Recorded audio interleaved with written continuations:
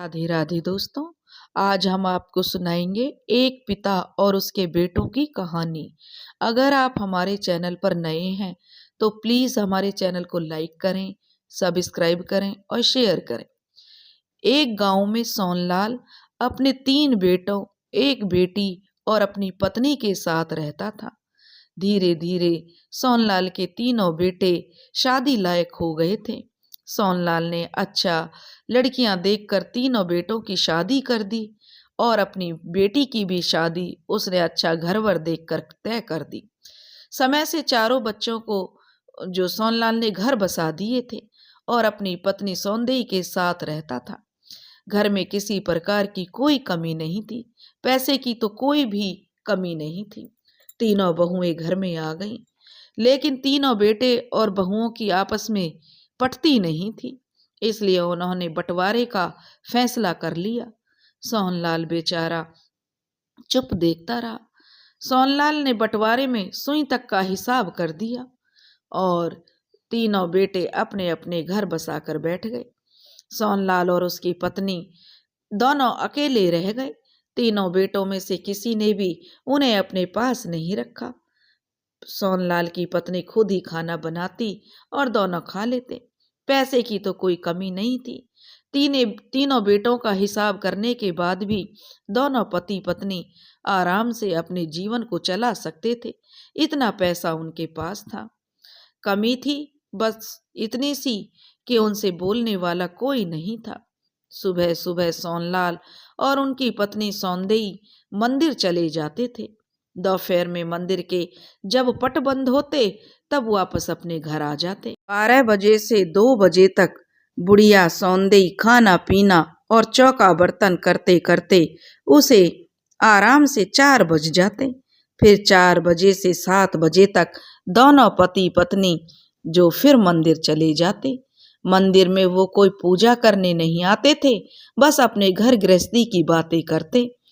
सोहनलाल हमेशा अपनी पत्नी सौंदई से कहता कि सौंदई, भले ही तू मुझसे एक दिन पहले मरना, लेकिन मुझसे पहले मर जाना। अगर मेरे बाद तू मर गई तो तेरी औलादें तेरी बहुत बुरी दशा कर देंगी। अपनी घर गृहस्थी की बातें आपस में करते। उनके 3 बेटे और उन तीनों बेटों के 4-4 औलादें थीं, पर सोहनलाल और सौंदई के लिए सब बेकार ही थे। एक दिन बुढ़िया रात को सोई तो फिर कभी नहीं उठ सकी। सोहनलाल ने बहुत आवाजें लगाईं, तब तीनों बहू बेटे नीचे उतर कर आए। सोहनलाल ने कहा कि देखो, तुम लोगों की अम्मा अब नहीं रही। बड़ी बहू बोली, पिताजी और कितना जिंदा रहती, 90 की तो हो गई थी। इस उम्र में भी ना जाती तो कब जाती। सोहनलाल ने बेटो बहुओं से कहा, तो थोड़ा सा रो तो लो, तुम लोग भरा पूरा परिवार है। पर तुम लोगों की किसी की भी आंख में एक आंसू नहीं है। तभी बीच वाली बहू बोली, पिताजी रोना नहीं आ रहा तो कहां से रो लें, हमसे जबरदस्ती तो रोया नहीं जाएगा। सोहनलाल ने कहा, 4 लोग इकट्ठा होंगे, अभी तो लोग क्या कहेंगे कि इतना बड़ा परिवार है पर माँ को रोने वाला एक भी नहीं है। सोहनलाल ही दुखी होकर खूब रोया और उसके रोने पर पोते पोतियों और बहू बेटों ने उसकी खूब खिल्ली उड़ाई। 13वीं में सोहनलाल ने खूब ब्राह्मण भोज कराया और खूब दान भी दिया, पर तीनों बेटों ने एक भी पैसा खर्च नहीं किया। सबसे छोटी बहू बोली, पिताजी सब अम्मा पर ही लुटा दोगे, कुछ अपने मरने के बाद का भी इंतजाम करके रखो। हम लोगों पर इतना पैसा नहीं है कि आपके मरने पर लुटा सकें। सोहनलाल कुछ नहीं बोला, चुपचाप सुनता रहा। 3 दिन भी नहीं बीते थे कि सोहनलाल भी नहीं रहे। 3 दिन अपने कमरे में 3 दिन से मरे पड़े हुए थे। किसी को पता ही नहीं चला। पता भी भला कैसे चलता, कोई उनके कमरे में ना तो कोई जाता था और ना ही कोई आता था। बुढ़िया के मरने के बाद सोहनलाल से किसी ने एक गिलास पानी तक के लिए भी नहीं पूछा था। एक दिन मंदिर का पंडित दोपहर में आया और बड़ी बहू से पूछा, बाबूजी 4 दिन से मंदिर नहीं आ रहे, उनकी तबीयत तो ठीक है ना। बड़ी बहू ने उनका कमरा खोला तो बहुत तेज दुर्गंध आई। पंडित जी ने कहा, लगता है बाबूजी को मरे हुए तो 3-4 दिन हो गए हैं। पूरे शहर में पंडित ने तो डिंडोरा पीट पीट कर कह दिया कि सोनलाल को मरे हुए 3-4 दिन हो गए हैं, लेकिन बहू बेटों ने देखा तक नहीं। पंडित जी के इस तरह कहने से यह बात पूरे गांव में और आसपास के इलाकों में फैल गई, क्योंकि सोनलाल का शरीर भारी था। एक तो वे भारी भरकम थे, दूसरा उनके कमरे से बहुत बास आ रही थी।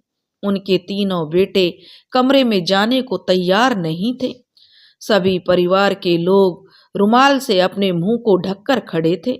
बड़े पोते ने कहा, यार दादाजी 3 दिन से मरे पड़े हैं, तो क्या बता नहीं सकते थे कि मैं मरने जा रहा हूं? तभी सड़क पर नगर पालिका का जमादार जो बीच वाले लड़के को दिख गया। उसने उस जमादार से कहा कि जरा ननकू इधर आओ। ननकू आया तो कहने लगा, ननकू बाबूजी की कुर्सी को जो जरा बाहर घसीट ला। ननकू ने कहा, साहब बहुत बास आ रही है कमरे में, मैं तो 1000 रुपये लूंगा। 1000 का नाम सुनते ही तीनों लड़के मुंह बना बनाकर अलग हट गए। तभी समाज के लोगों ने घर के बाहर भीड़ लगानी शुरू कर दी। सोनलाल का बड़ा नाम था, आसपास के इलाकों में फैला हुआ था। बड़े आदमी भी थे, क्योंकि पैसे धीले की कोई कमी नहीं थी। इसलिए पूरा शहर ही कुछ देर में इकट्ठा हो गया। सबके दुख सुख में वे साथी रहते थे। जिसने भी सुना वही सोनलाल की मौत पर शोक जताने के लिए चल पड़ा। बाहर की हलचल देखकर घर वालों ने सोचा, अब तो बदनामी हो जाएगी। अगर एक भी बाहर का आदमी अंदर आ गया तो। बड़े पोते ने अपना दिमाग लगाया और उसने जुगाड़ लगाया कि एक बड़ी रस्सी का फंदा बनाकर जो दादाजी की कुर्सी में फंसा दिया, और उस फंदे ने कुर्सी के साथ साथ सोनलाल के शरीर को भी जकड़ लिया था। अब आसानी से तीनों लड़के और सोनलाल के पोते उस कुर्सी को घसीटते हुए बाहर खुले आंगन में ले आए। इसी बीच सोनलाल की तीनों बहुएं रूम फ्रेशनर लेकर सोनलाल के कमरे में छिड़काव करने लगी। उसी के साथ साथ अम्मा जी की अलमारी भी उन्होंने खोल दी। तो इन्होंने मिलकर लूट खसोट चालू कर दी। अम्मा जी के जेवर का डिब्बा भारी भरकम था, साथ में 4.5 लाख नगद भी निकल आए। तीनों लोग धक्का मुक्की कर रही थी कि बाहर खड़े लड़के अपनी अपनी पत्नी से कह रहे थे, धक्का मार और अपने कब्जे में सारा सामान ले ले, धक्का मार, इससे पहले कि यह ले तू ले ले। धक्का मारने में जेवर और 4.5 लाख रुपए जमीन पर गिर गए। जमीन पर जगह जगह सोनलाल ने मलमूत्र त्याग रखा था। शायद वो कमजोरी की वजह से बाथरूम तक नहीं पहुंच पा रहे होंगे। नोटों में भी मल लग गया, लेकिन उन तीनों औरतों की छीना झपटी बंद नहीं हुई। जिसके हिस्से में जो आया उसने वही बटोर लिया। आंगन में सोनलाल को कुर्सी से नीचे पटक दिया, फिर बॉडी परफ्यूम का छिड़काव चारों तरफ करके पूरा परिवार चारों तरफ से उनको घेर कर बैठ गया। बाहर तक आवाज चली जाए इसलिए तीनों औरतें घूंघट की आड़ में चीखने लगीं, अरे पिताजी, कुछ दिन तो सेवा करा लेते, बहुओं से इतनी भी क्या जल्दी थी। अभी तो अम्मा जी को 1 महीना भी नहीं हुआ। पिताजी, अरे पिताजी, अभी तो अम्मा जी ठीक से पहुंच भी नहीं पाई होंगी, अभी तो रास्ते में ही होंगी, और आप भी हमें छोड़कर चले गए। बड़े पोते ने अपनी माँ से कहा, मम्मी, ये आप क्या कह रही हैं? कम से कम सोचिए तो, आप क्या बोल रही हैं? बड़ी बहू ने अपना घूंघट उठाकर लड़के की तरफ देखकर बोला, चुप कर कमीने, पहले जाकर गेट तो खोल। लड़के ने गेट खोला तो बाहर से सभी लोग आंगन में आ गए। बाहर के लोगों का अंदर आते ही परिवार वालों ने घड़ियाली आंसू बहाने शुरू कर दिए। अंतिम संस्कार में होने वाले खर्च में बड़ी मुश्किल से तीनों ने अपने पैसे खर्च किए थे। 13वीं में भी सिर्फ लकीर पीटी गई थी। अब तीनों परिवार अपने कार्यों में लग गए। पिता के द्वारा दिया गया व्यापार बड़े ही जोर शोर से निकल चला था। बड़े लड़के ने अपने तीनों बेटे और एक बेटी की शादी बहुत बड़े खानदानों में करी थी। सोनलाल के दो छोटे बेटे विदेशों में अपने बच्चों के साथ रहने लगे थे। वो कभी कभी ही भारत आते तो बड़े भाई के यहाँ ना रुककर होटलों में रुकते थे। आपसी मतभेद तो था पर दिलों में, पर समाज को दिखाने के लिए सब एक थे। अब तो छोटे भाइयों ने आना जाना भी बंद कर दिया था। जब तक बच्चों के शादी ब्याह होता रहा तब तक आना जाना बना हुआ था। सोनलाल का बड़ा बेटा बहू भी अपनी उम्र के 60 वर्ष पूरे कर चुके थे। तीनों लड़कों के पिता का बिजनेस जो संभाल रखा था। सोनलाल का बड़ा बेटा ओमदेव अब बीमार रहने लगा था। उसके बेटे आपस में झगड़ा करने लगे तो ओमदेव ने तीनों का बंटवारा कर दिया। कुछ धन अपने पास रखा कि कभी कभी बेटी आती है तो उसको देने के लिए लड़कों से मांगना नहीं पड़ेगा। ओमदेव का बहुत बड़ा घर था। उसी में तीनों बेटे और खुद की पति पत्नी रहते थे।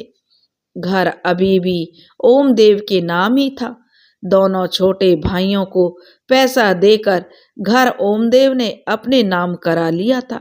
किसी बात को लेकर ओमदेव के तीनों बेटों ने अपनी अपनी रसोई अलग कर ली। शुरू में ओमदेव और उसकी पत्नी छोटे बेटे के साथ रहते थे और वहीं पर भोजन करते थे। एक दिन छोटी बहू ने ऐसा ताना मारा कि ओमदेव और उसकी पत्नी को बीच वाले लड़के के यहाँ भेजना पड़ा। ओमदेव का घर बहुत बड़ा था। उसमें तीनों बेटे और खुद दोनों पति पत्नी रहते थे। घर अभी ओमदेव के नाम ही था। दोनों छोटे भाइयों को पैसा देकर ओमदेव ने घर को अपने नाम करा लिया था। एक दिन किसी बात को लेकर ओमदेव के तीनों बेटे जो उन्होंने रसोई अलग कर ली। शुरू में ओमदेव और उसकी पत्नी छोटे बेटे के साथ भोजन करते थे। एक दिन छोटी बहू ने ऐसा ताना मारा कि ओमदेव और उसकी पत्नी को बीच वाले लड़के के यहाँ भोजन करना पड़ा, लेकिन वहाँ भी अधिक दिन उनकी खातिर नहीं हो पाई।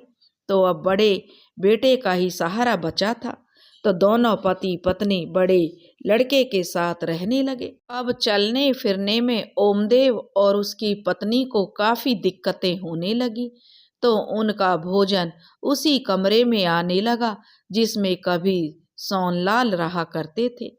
कुछ दिन तक तो बहू भोजन देने नीचे आती थी। बाद में यह काम नौकर करने लगा। जब नौकर गांव चला जाता तब ओमदेव और उसकी पत्नी को बहुत कष्ट होता था। बहू खुद कभी भी खाना देने नहीं जाती थी, बल्कि घर में एक पालतू कुत्ता था जो काफी वफादार और समझदार था। उसके गले में टिफिन टांग देती तो वह कुत्ता ओमदेव के कमरे में टिफिन पहुंचा देता। जब तक वो लोग भोजन नहीं कर लेते तब तक कुत्ता वहीं बैठा रहता। झूठा टिफिन जब तक ओमदेव की पत्नी कुत्ते के गले में नहीं टांगती तब तक वो एकटक उनको देखता रहता था। ओमदेव और उसकी पत्नी ने जब बेटे को बताया कि कुत्ता हम लोगों का भोजन लेकर आता है और बहू हमारा बिल्कुल भी ख्याल नहीं रखती, तो बेटा गुस्से में बोला, मम्मी अपनी जुबान को कंट्रोल में रखकर बात किया करिए। वो कुत्ता नहीं है, मेरे बेटे जैसा है। हम दोनों के कोई बच्चा नहीं है, तभी तो हम उसे बेटा जैसा मानते हैं। आज के बाद कभी उसको कुत्ता नहीं कहना। थोड़े दिन में हम लोग उसके लिए उस जैसी ही एक कुतिया जो कि उसकी बहू बना कर लाएंगे और उसका विवाह करेंगे। इसलिए वो कुत्ता नहीं, आपका अपना पोता है, ऐसा आप समझिए और अपने दिमाग में बैठा लीजिए कि कुत्ता नहीं, आपका पोता आपकी सेवा कर रहा है। इतना धमकाने के बाद उसका बड़ा बेटा ऊपर चला गया। ओमदेव की पत्नी था पीट कर कहने लगी, अब यही दिन देखना बाकी रह गया था। अब कुत्ते को ही पोता बनाना पड़ेगा। ओमदेव ने अपने बेटे बहू के बारे में जब अपनी बेटी को फोन करके बताया तो उसकी बेटी बहुत दुखी हुई कि उसके माँ बाप के साथ क्या हो रहा है, क्योंकि बेटियों को तो अपने माता पिता से बहुत हमदर्दी होती है। पर बेटी की भी मजबूरी ये थी कि वह एक संयुक्त परिवार की बहू थी, इसलिए अपने माता पिता को अपने साथ नहीं रख सकती थी। लेकिन वो अपने माता पिता से अक्सर मिलने जाया करती थी। आज रविवार था तो बेटी और दामाद दोनों ही ओमदेव से मिलने के लिए आ गए थे। जैसे ही बेटी ने कमरे में घुसी तो उसको अजीब सी बास आई और वह कहने लगी, पापा जी, ये कैसी बदबू आ रही है आपके कमरे से। तब ओमदेव ने कहा, बेटी, कुत्ते ने लैट्रिन कर रखी है 3 दिन से, पर तेरे भाई भाभी ध्यान ही नहीं देते। तेरी माँ न जाने कितनी बार कह चुकी है, पर ये लोग सुनते ही नहीं। मैं जरा भी खड़ा होता हूँ तो चक्कर आते हैं। तेरी माँ की भी सांस फूलती है, इसलिए यह भी ऊपर नीचे नहीं जा सकती। तभी गले में टिफिन लटकाए कुत्ता कमरे में आया और ओमदेव ने उसके गले से टिफिन निकालकर एक तरफ रख दिया। कुत्ता ओमदेव की बेटी के पास आ गया। तब तक वह दुम हिलाता रहा जब तक रचना का वह स्वागत करता रहा। दुम हिलाकर जब तक रचना ने उसके सर पर हाथ फेर कर उसको सहलाया नहीं। ओमदेव ने बताया, बस इसी तरह रोज हम लोगों का खाना आता है। अब जब तक हम लोग खाना खाकर टिफिन इसके गले में नहीं डाल देते तब तक यह यहीं बैठा रहेगा। अपने माता पिता की ऐसी दुर्दशा देखकर बेटी का कलेजा बैठ गया। यह सुनकर दिल भी उसका खूब रोया, पर आंखों के आंसुओं को बेटी इसलिए पी गई कि माता पिता उसे रोता हुआ देखेंगे तो उन्हें और ज्यादा दुख होगा। रचना ने कुत्ते से कहा, जब भाभी को बुला कर ला। रचना की बात सुनकर वो कुत्ता सरपट ऊपर भागा और थोड़ी देर में अपनी मालकिन का दुपट्टा मुंह में दबाकर मालकिन को घसीटता हुआ ओमदेव के कमरे में ले आया।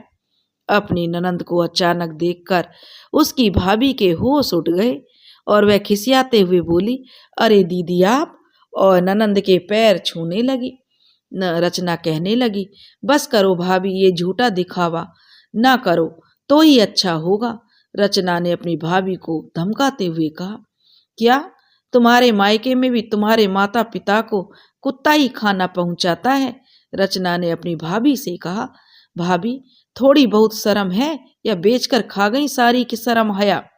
इस कमरे में डॉगी की पोटी इतनी बदबू आ रही है, 3 दिनों से पड़ी है। जरा बैठकर देखो 5 मिनट। इस कमरे में तुम अपने सास ससुर के साथ ऐसा कर सकती हो? यकीन नहीं होता मुझे। तुम अच्छे परिवार की लड़की हो। भगवान ना करे कल को तुम्हारे माँ बाप के साथ तुम्हारी भाभी ऐसा करे जैसा तुम कर रही हो तो तुम्हें कैसा लगेगा। वो अपनी ननंद की बातों को बहुत देर से बर्दाश्त करती रही। जब उसे लगा कि अब तो पानी सर से ऊपर आ रहा है तो वह कमरा छोड़कर भागने लगी। तभी कुत्ते ने उसके कुर्ते को अपने मुंह में दबाकर रोक लिया।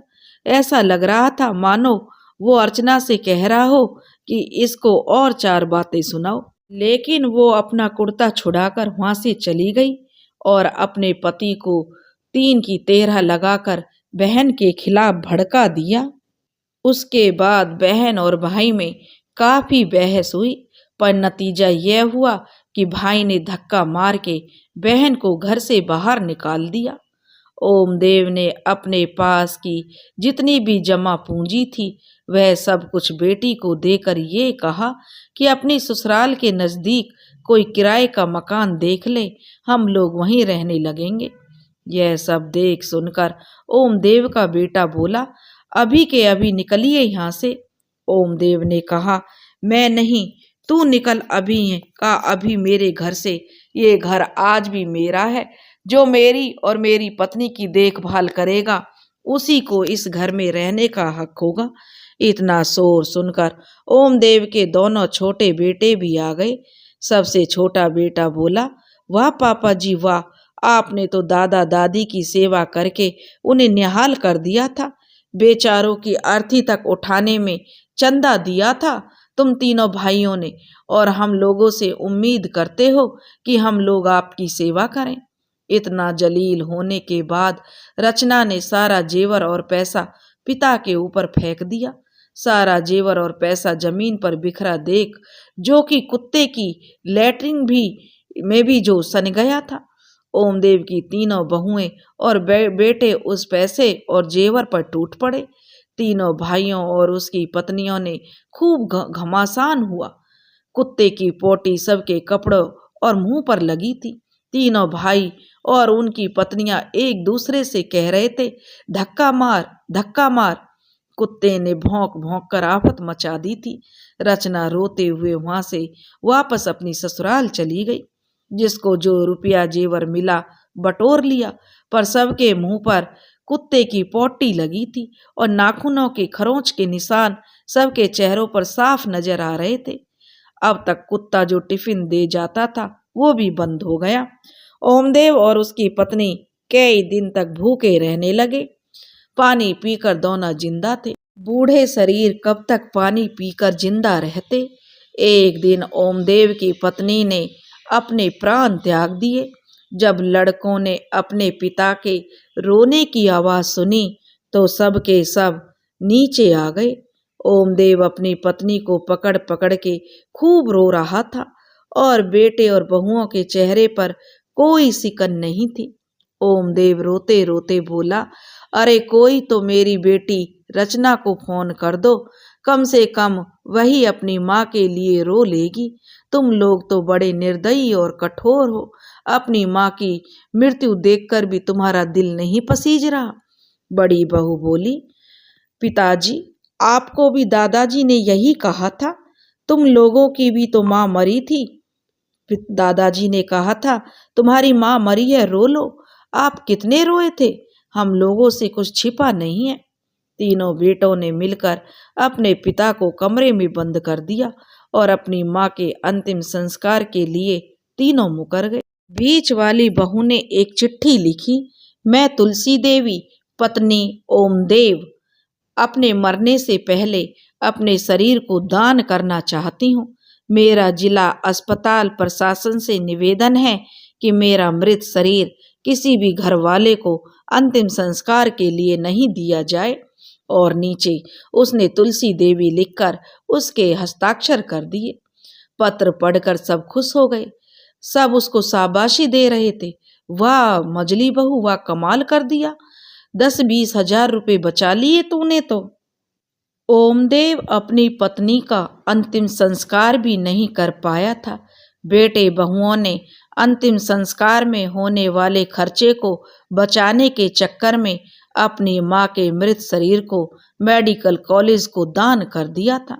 रचना को खबर भी नहीं की और ओमदेव रोता रह गया कि उसकी बेटी रचना को बुला दो, पर लड़कों ने एक नहीं सुनी। 10 दिन के बाद जब बेटी को पता चला उसकी माँ अब इस दुनिया में नहीं रही तो बेटी छटपटा कर रह गई। ओमदेव को अपनी गलती का एहसास हो रहा था कि उसने अपने माता पिता के साथ क्या किया था। यह उसी का नतीजा है। ओमदेव अब एकदम अकेला पड़ गया। पत्नी के मरने के बाद वह और ज्यादा बीमार रहने लगा। बेटे बहुओं को जब फुर्सत मिलती एक कटोरे में सुबह शाम की बची रोटियों को एक कटोरे में तोड़कर उस पर दाल डालकर ओमदेव के कमरे की चौखट पर खिसका देते। ओमदेव खिसक खिसक के चौखट के पास जाता और बासी दाल रोटी खाकर अपनी भूख मिटाता। कल तक शहर का सेठ कहलाने वाला ओमदेव की दशा भिखारियों जैसी हो गई थी। शरीर पर गंदे कपड़े, बढ़े हुए सफेद बाल और दाढ़ी बढ़ी हुई, बड़े बड़े नाखून, नाखूनों में भरी गंदगी। ना जाने वो कितने दिनों से नहाया भी नहीं था।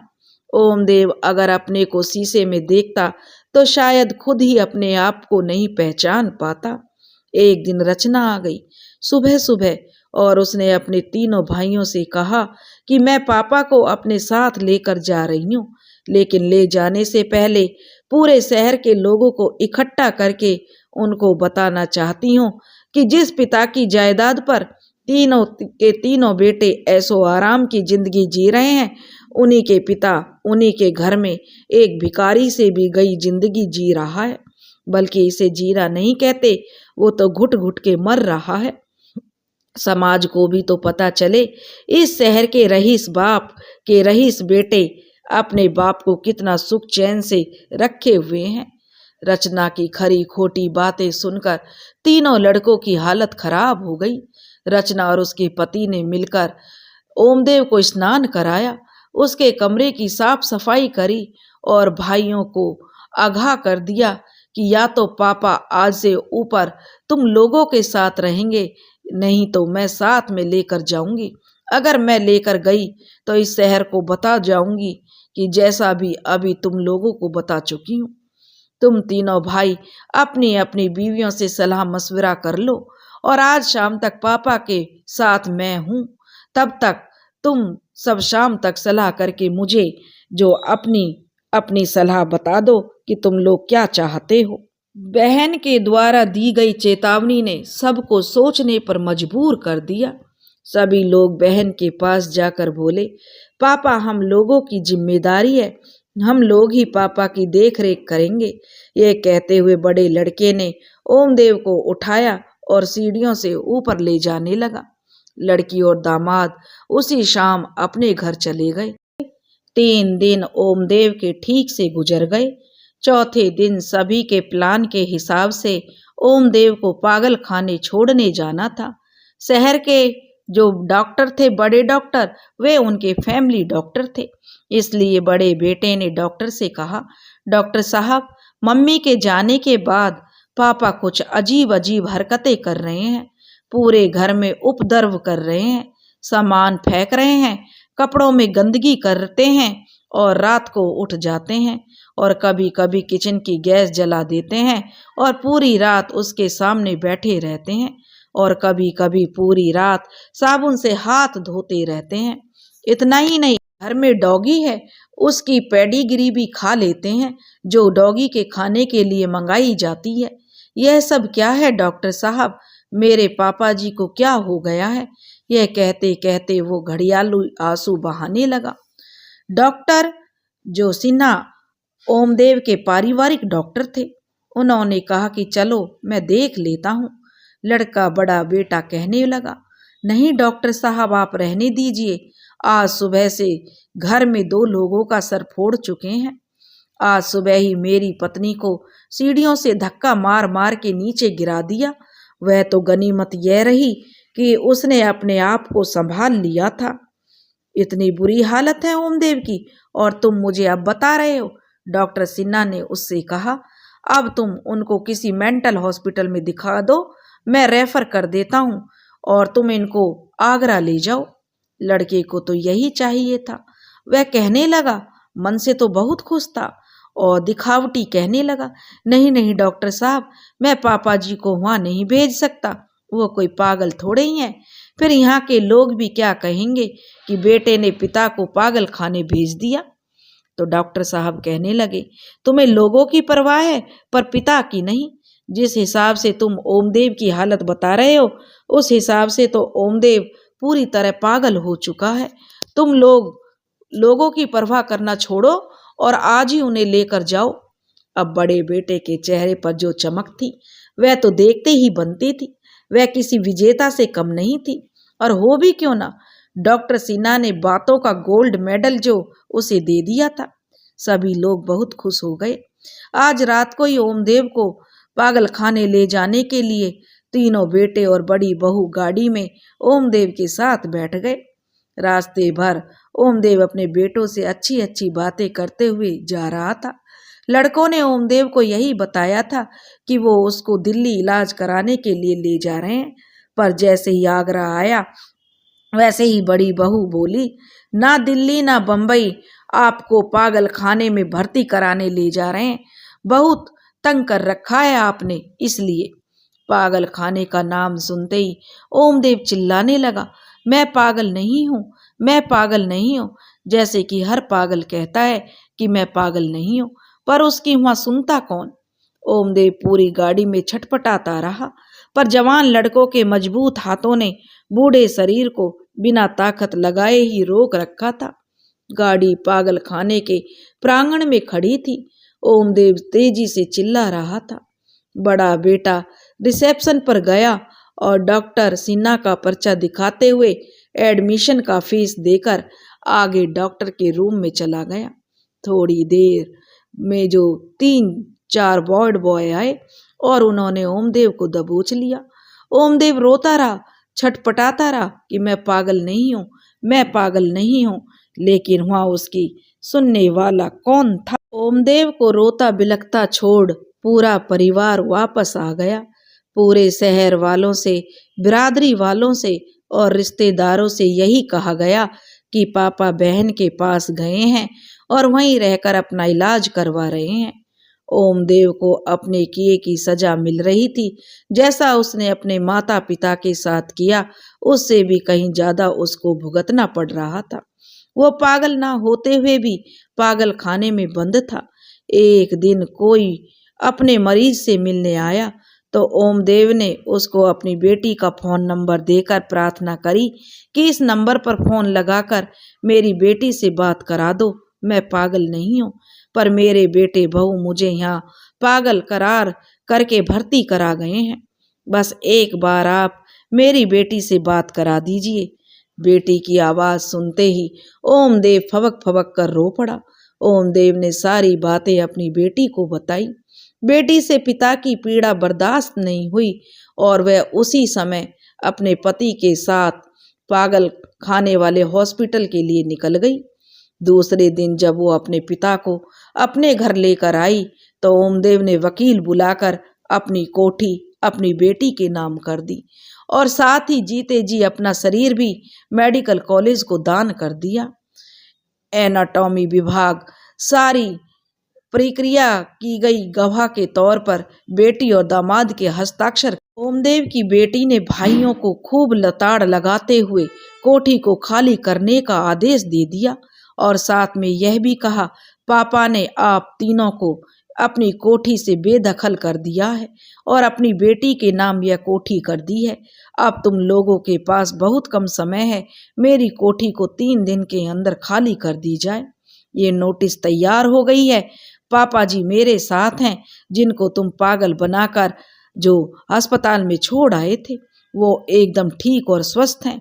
मैं भगवान से प्रार्थना करती हूँ मेरे पापा हमेशा स्वस्थ रहें, पापा जी की लंबी उम्र हो और वो जब तक इस दुनिया में हैं तब तक मेरे साथ ही रहेंगे। और मुझे पापा की उस कोठी का भी लालच नहीं है, क्योंकि पापा चाहते कि वहाँ एक बड़ी सी धर्मशाला बने, इसलिए 3 दिन में कोठी खाली की जाए, वरना सारा सामान सड़क पर फेंक दिया जाएगा। पापा ने यह भी लिखा है कि धर्मशाला तैयार होने के बाद एक एक कमरा मेरे नालायक बेटों को किराए पर दे दिया जाए, अगर वो हर महीने का किराया ट्रस्ट में जमा कर सकते हो तो। यह सुनते ही तीनों लड़कों के होश उड़ गए। थोड़े दिन बाद ही ओमदेव की मृत्यु हो गई। उसके शरीर को एनाटॉमी विभाग के लोग ले गए। लड़कों को कोठी खाली करनी पड़ी। ओमदेव गायत्री देवी धर्मशाला का निर्माण हुआ और उसकी ट्रस्टी बनी उसकी बेटी, और ओमदेव के तीनों बेटे किराए के मकानों में आज भी भटक रहे हैं। जैसा उन्होंने किया वैसा ही उनके साथ हुआ। दोस्तों, जैसी करनी वैसी भरनी, लेकिन ओमदेव ने अपने अंत समय में सही फैसला ले लिया था। ओमदेव के तीनों बेटों को किराए के मकानों पर दर दर भटकना पड़ गया। आज वे इतने लाचार हैं कि उनके पास रहने के लिए खुद का मकान भी नहीं था। दोस्तों, जैसी करनी वैसी भरनी। अगर आपको हमारी कहानी पसंद आई हो तो प्लीज़ हमारे चैनल को लाइक करें, सब्सक्राइब करें और शेयर करें। राधे राधे।